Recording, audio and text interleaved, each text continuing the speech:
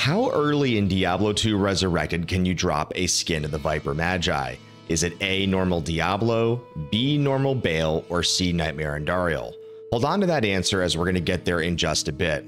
Welcome back officially to our second installment and episode of Let's Talk Drops, where we are going to cover one of the best mid to early game exceptional uniques that continues to play a role in staple builds towards the end game.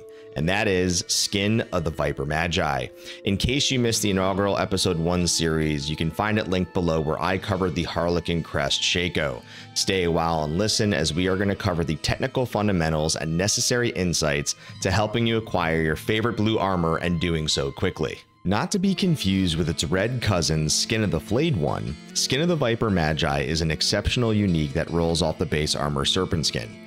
Vipermagi's defense is static, but it has two specific affixes with variable ranges in the form of magic damage reduced between 9 and 13, and all resistances from 20 to 35. What makes this such an incredible armor is its low requirements, dynamic nature, carrying the highest fastest cast rate of all armors in the game, with solid integer damage reduction which aids in survivability.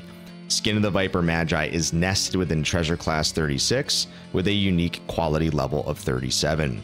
Specific to quality level for a base serpent skin to roll into its unique variant of Vipermagi, the monster you slay must be equal to or greater than 37.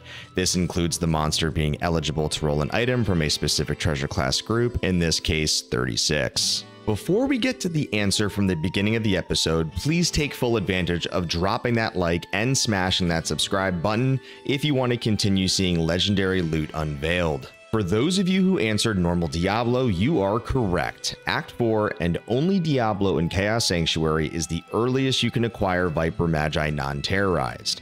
As you progress into Act 5, Baal provides significantly improved odds, but what changes if we decide to stick in normal and rotate terror zones? While Andariel provides slightly better odds, you'll eventually have to wait for Cathedral to be terrorized, so there is not a significant benefit to sticking around in normal, unless you want to just power farm Baal.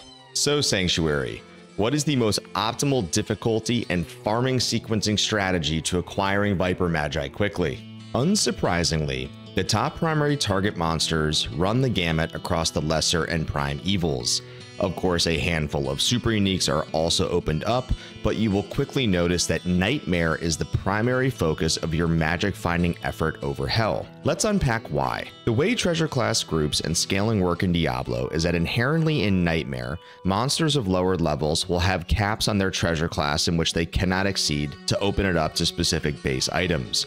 When you take a mid-game exceptional unique like Vipermagi, knowing Andariel and Nightmare is capped at treasure class 45, you have a better chance of rolling a Vipermagi against Andariel and Nightmare versus Andariel and Hell. The same goes for Mephisto. Let's take a look at an example. Nightmare Andariel has a 9% chance to roll a Serpent Skin base, and then based on 100% magic find in players 1, that base has a 15.5% chance to roll into its unique quality of Vipermagi, equating to a overall blended rate of 1.2% chance to drop the coveted Vipermagi off of Andariel in Nightmare.